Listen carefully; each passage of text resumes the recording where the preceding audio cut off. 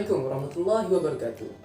Nama saya Muhammad Aiman bin Mat Sukur. Dan saya Muhammad Nasufiullah bin Muhammad Al-Syukri. Dalam video ini, kami akan berkongsi sedikit sebanyak tentang perkahwinan Dan jual beli. Untuk perkahwinan, pengertian dalam bahasa Arab ialah nikah yang bermaksud dihimpun atau cantum. Pada istilah syarak pula, perkahwinan bermaksud akad yang menghalalkan persetubuhan antara lelaki atau perempuan mengikut syarat tertentu. Perkahwinan merupakan sunnah Rasulullah SAW yang dianjurkan berdasarkan nas Al-Quran dan hadis. Firman Allah Ta'ala dalam surah An-Nur ayat 32 yang bermaksud, dan kahwinkanlah orang-orang bujang, iaitu lelaki dan perempuan dari kalangan kamu, dan orang-orang yang soleh dari hamba-hamba kamu, lelaki dan perempuan. Jika mereka miskin, Allah akan berikan kekayaan kepada mereka dan limpah kurnianya, kerana Allah Maha luas rahmatnya dan limpah kurnianya, lagi Maha mengetahui. Jadi kita hendaklah membuat pilihan terbaik untuk memilih teman hidup dan juga calon isteri, sebagaimana pesanan Rasulullah yang bermaksud, hendaklah kalian membuat pilihan bakal isteri yang terbaik untuk bakal zuriat kalian. Hendaklah kalian berkahwin dengan yang sekufu, dan kahwinlah mereka dengan perempuan yang sekufu. Manakala bagi bab jual beli, dari sudut bahasa ia bermaksud menukar sesuatu dengan sesuatu yang lain. Bagi segi syarak, ia bermaksud suatu akad yang bertujuan untuk memiliki secara kekal sesuatu yang berupa harta atau manfaat dengan cara tukar-menukar harta menurut syarat-syaratnya. Hukum jual beli pada asalnya ialah harus. Mengikut pada firman Allah SWT dalam surah Al-Baqarah ayat 275, tafsirannya, padahal Allah SWT telah menghalalkan jual beli, yakni berniaga, dan mengharamkan riba. Oleh itu, hukum asal jual belinya harus ini boleh jadi berubah mengikut keadaan-keadaan yang tertentu. Hukum perkahwinan pula terbahagi kepada 5 bahagian, iaitu sunat, wajib, haram, makruh dan harus. Yang pertama, sunat kepada orang yang mampu tetapi dapat mengawal nafsunya. Yang kedua, wajib bagi seseorang yang mampu untuk berkahwin dan yakin tidak dapat menahan diri daripada berzina jika tidak berkahwin. Yang ketiga, haram bagi seseorang yang yakin tidak mampu, tidak punya keinginan untuk berkahwin dan akan menzalimi isterinya sekiranya berkahwin. Yang keempat, makruh bagi seseorang yang tidak mempunyai keinginan untuk berkahwin atau tidak berkemampuan, sekadar tidak memudaratkan isterinya. Harus pula bagi seseorang yang seimbang perasaannya, iaitu jika tidak berkahwin tidak akan berzina, dan jika berkahwin tidak akan menzalimi isterinya. Bagi rukun dalam jual beli ada 5, iaitu penjual, pembeli, barang yang dijual, harga dan sewa, iaitu ijab dan qabul.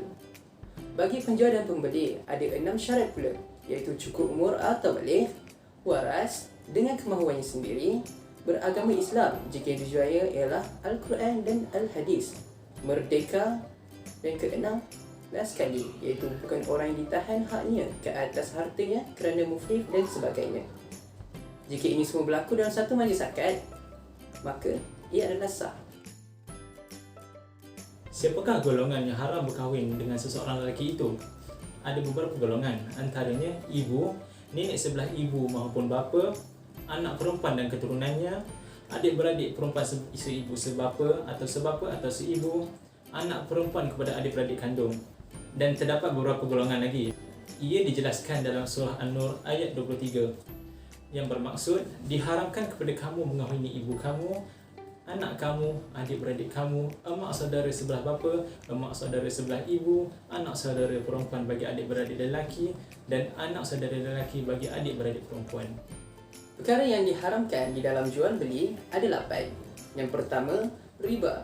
Riba yang merupakan sebarang tambahan dalam barangan tertentu ataupun tambahan di atas hutang kerana penangguhan tempoh.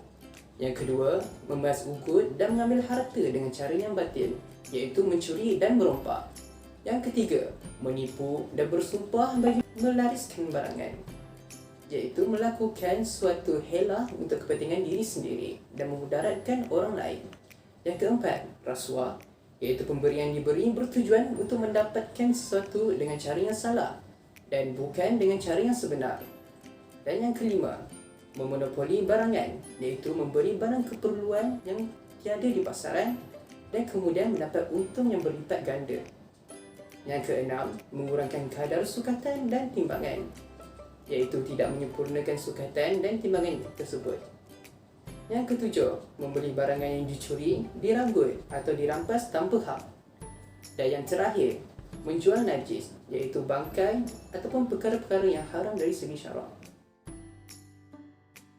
Okey, sekarang kami buka untuk soalan. So, ada berapa soalan?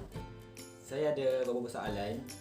Soalan pertama berbunyi, saya dan pasangan ingin berkahwin tidak lama lagi dan kami bercadang untuk melakukan majlis besar-besaran dan hanya menjemput tetamu yang sesuai dengan majlis tersebut. Soalannya, apakah pandangan dari sudut Islam berkenaan majlis tersebut? Untuk soalan seterusnya, boleh tak kalau kami tukar barang kemas lama dan tambah duit untuk beli cincin kahwin? Dan apa hukum dari segi syarak untuk urusan ini? Okey, itu saja. Bagi menjawab soalan pertama, majlis perkahwinan ini sememangnya sudah menjadi kebiasaan sejak dahulu lagi. Dalam sebuah hadis yang diriwayatkan oleh Anas bin Malik radhiyallahu anhu bahawa Abdurrahman bin Auf telah berkahwin. Lalu Rasulullah bersabda kepadanya, yang bermaksud, hendaklah kamu melakukan majlis perkahwinan sekalipun dengan seekor kambing.